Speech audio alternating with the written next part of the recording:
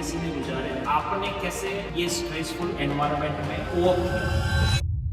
आज हमारे साथ है क्रिश मेहता, जिनका यूएस का वीजा अप्रूव हो गया है और यूनिवर्सिटी का नाम है university of Maryland, Baltimore county, master of computer science के अंदर। तो चलो आज समझते हैं कि उनकी यूएस वीजा जर्नी के बारे में, और ऐसे बहुत सारे क्वेश्चन हैं जो हमको जो मैं उनको पूछना चाहूंगा कि उनकी जर्नी कैसे रही। तो first of all congratulation Krish. First question is that कि आपकी डीवीबी के साथ जर्नी कैसे रही? बीवी के साथ जर्नी तो बहुत अच्छी रही। लेट्स से कि लाइक मैं पास्ट 1 ईयर से आपके साथ हूँ एंड मुझे तो पहले तो बहुत कन्फ्यूजन था कि मैं कौन सी यूनिवर्सिटी में सेलेक्ट करूँ। तो आपके साथ मैंने बात की, बाकी बहुत सारे डिफरेंट आपके जो कलीग्स हैं उनके साथ भी मैंने बात की एंड फाइनल आउट उन्होंने किया। राजेश सर ने मुझे कुछ लिस्ट दी और उनमें से मैंने university of Maryland Baltimore county मैंने सेलेक्ट की थी, क्योंकि लाइक काफ़ी क्राइटेरियाज उसके अंदर थे। एंड देयर आफ्टर लाइक ये जो प्रोसेस है वो बहुत ही हेक्टिक था कि लाइक कौन सा सिलेक्ट करे, कौन सा स्टेट जाए, कौन सा सेफ है, कौन सा अनसेफ है, किसके अंदर हमारा प्रोस्पेक्टिव आगे फ्यूचर में ज़्यादा अच्छा रहेगा। So UMBC was a great choice and उसके अंदर जो एक गाइडेंस चाहिए ना, वो काफ़ी अच्छा रहा मुझे यूएमबीसी से। Right, right. तो आप 1 साल से हमारे साथ जुड़े हो। तो like can you share the experience कि हर एक प्रोसेस में हमारी टीम ने आपको कैसे हेल्प किया? स्टार्टिंग विद शॉर्टलिस्टिंग वो तो आपने किया। उसके बाद जो भी हमारा लाइक यूएस के अंदर कैसा रहता है कि लाइक वन स्टेप हम लोग अगर गलत कर देते तो फिर कुछ हो सकता है, वीज़ा के अंदर कुछ इश्यू आ सकता है। तो वो एक स्टेप के लिए आपने जो हेल्प की वो बहुत ही अच्छी रही। हमारे डॉक्यूमेंट्स जो वेरीफाई करना था, वो सारी प्रोसेस आपने की। जो एप्लीकेशंस फिल आउट करने थे यूनिवर्सिटी के अंदर, उसके अंदर आपने बहुत अच्छी हेल्प की। तो ये सारी चीज़ें मुझे काफ़ी बेटर रही तो during this. How about visa interview practice कि हमारी टीम ने और हमने कैसे आपको वीज़ा इंटरव्यू प्रैक्टिस करवाई? Visa interview practice was for me it was done in online and weekends पे मैं यहाँ पे आता था हुँ। सेंटर पे। इधर काफ़ी काजल मैम के साथ भी मैंने इधर इंटरव्यू दिया था। तो वो तो बेटर ही था। अभी लेट्स से कि काफ़ी लोग लाइक जॉब करते हैं, इंटर्नशिप्स करते हैं, तो उनके लिए जो ऑनलाइन इंटरव्यू का जो पोर्टल रहता है, वो बहुत ही बेनिफिशियल रहता है वो टाइम पे। राइट।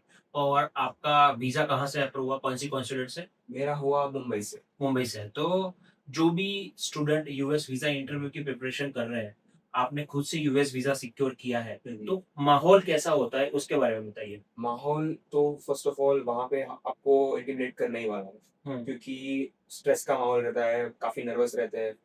लेकिन ये हम पे होता है लाइक कितना हम लोग कॉन्फिडेंस से उनका जवाब दें। If we hassles even a little bit वहाँ पे थोड़ा बहुत भी हम लोग हमारे मुँह पे नर्वसनेस आ जाती है। तो मेरे सामने काफ़ी लोग का रिजेक्ट हुआ था।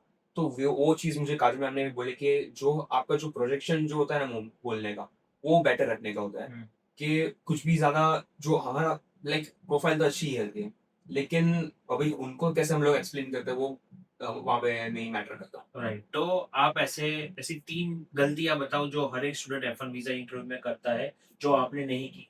गलतियाँ जो यूजुअली स्टूडेंट्स करते हैं, वो फर्स्ट है वो लोग बहुत नर्वस हो जाते हैं वहाँ पे। फंबल हो जाते हैं उन वीज़ा ऑफिसर्स के सामने, क्योंकि वो माहौल ऐसा होता है। दूसरी चीज़ ये है वो लोग रट्टा मार के जाते हैं। उनके जो आंसर्स होते हैं वो लोग एकदम जेनेरिक आंसर्स होते हैं, स्पेसिफिक टू द कोर्स नहीं होते हैं। और तीसरी गलती मोस्ट ऑफ जो करते हैं वो लोग इम्प्रॉपर डॉक्यूमेंट्स होते हैं।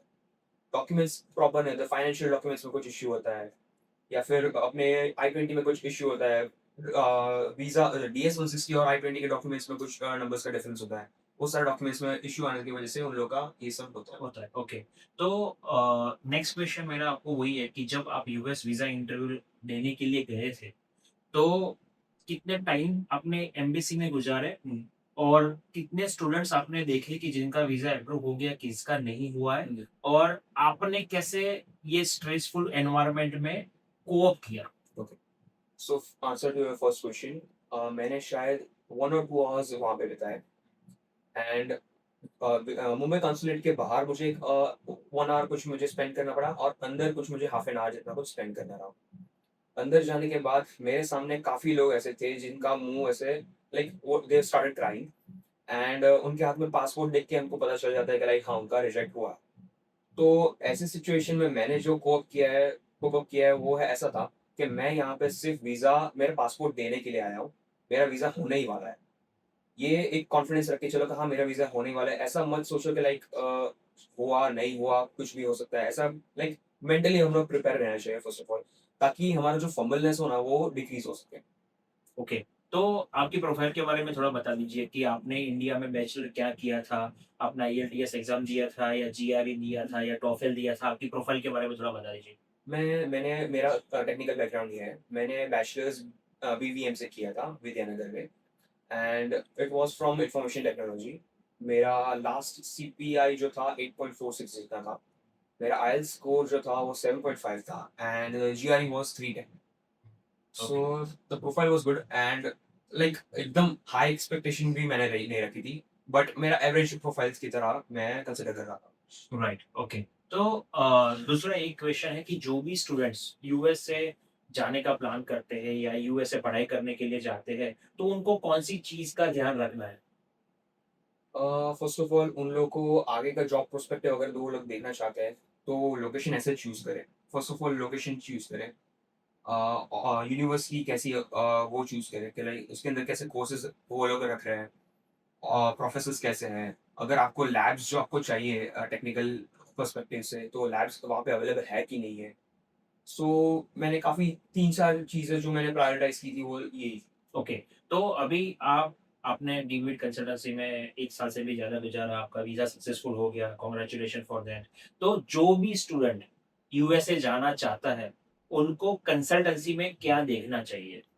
कंसल्टेंसी में फर्स्ट ऑफ ऑल ये देखना चाहिए कि वो लोग आपको अपनी बताई हुई सिर्फ़ यूनिवर्सिटीज़ नहीं थोप रहे हैं। क्योंकि क्या क्या होता है, मोस्ट ऑफ द टाइम कंसल्टेंसीज़ का पार्टनरशिप होता है। तो वो लोग आपको वही सजेस्ट करते हैं कि ये इसमें चले जाओ, इसमें चले जाओ।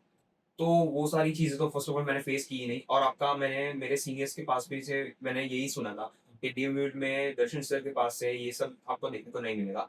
आपकी यूनिवर्सिटीज़ लेके जाओ, आपका रिसर्च करके जाओ, then they will guide us. ऐसा नहीं कि हमको ही पूरा करना है, लेकिन गाइडेंस में हम उन वो लोग हेल्प करने नहीं वाले हैं। अपनी इंटेलिजेंस लगाओ इसके अंदर। दूसरी चीज़ ये आती है कि काफ़ी कंसल्टेंसी सिर्फ़ एक कंट्री पे ही फ़ोकस करती है।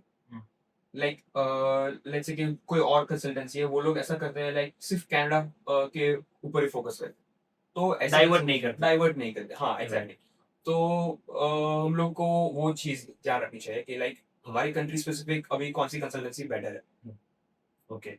तो these are the 2 important thing you have selected in the lead जी, consultants, यस। right? ओके, तो थ्रूआउट द जर्नी आपके पेरेंट्स भी ये डिसीजन में इन्वॉल्व थे।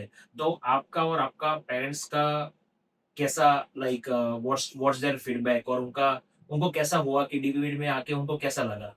एट स्टार्ट तो वो लोग बहुत ज़्यादा नर्वस थे, क्योंकि शॉर्टलिस्टिंग से लेके सिलेक्शन के बाद वीज़ा तक पूरा एकदम माहौल टेंस ही रहता है। लेकिन जैसे ही वीज़ा मिला, like they were relax as like they were very much relaxed. So ये चीज़ उनको काफ़ी बेटर लगी। डीवीड के साथ उनको थोड़ा बहुत ट्रस्ट तो था ही, लेकिन वो क्या रहता है कि even though we are getting such proper resources, कुछ बार लक की वजह से थोड़ा बहुत हो सकता है। Right, okay. तो आप बताइए कि कौन-सी 3 चीज़ आपको पसंद आई डीवीड के अंदर? डीवीड के अंदर फर्स्ट ऑफ ऑल मुझे गाइडेंस अच्छा मिला। जो हेक्टिक प्रोसेस जो होता था, लाइक से कि डॉक्यूमेंटेशंस के बारे में, एप्लीकेशन प्रोसेस के बारे में, तो वो सारी चीज़ें मेरे लाइक जो मुझे फेस करनी रहती थी, तो थोड़ा लाइक डाइवर्ज हो गया कि डीवी थोड़ा बहुत मेरा ले रहा है, लाइक हेल्प मेरा कर रहा है। हाँ हेल्प कर रहा है। मैं थोड़ा बहुत अपने हिसाब से मैं भी एफर्ट्स डाल रहा हूँ, तो वो बेटर था। इंटरव्यू प्रोसेस के अंदर मुझे जो आपने डॉक्यूमेंटेशन शेयर हुँ, किए, हुँ, बाद में जो फाइनेंशियल डॉक्यूमेंट्स मुझे ले जाने हैं, हुँ। वो सारी चीज़ थी। ये सारी चीज़ें लाइक दिखती बहुत लाइक लेस इम्पोर्टेंस हमारे पर्सपेक्टिव से है, लेकिन यूएस एम्बेसी में ये सारी चीज़ें बहुत इम्पोर्टेंट रहती है। इवन इफ थोड़ा बहुत नंबर्स का हम लोग ऊपर नीचे कर देते, तो वो लोग को हम लोग रिजेक्ट ही कर देते हैं डायरेक्ट। सही बात, सही बात। ओके, तो I think thank you so much for this amazing feedback and thank you so much कि आपने डेविड के बारे में अच्छी फीडबैक दी और स्टूडेंट्स को अवेयर किया कि अच्छी कंसल्टेंसी कैसे सिलेक्ट करनी है। और सबसे बड़ी चीज़ कि जब भी स्टूडेंट यूएस वीज़ा इंटरव्यू के लिए जाता है ना, तो बहुत ही टेंस रहता है।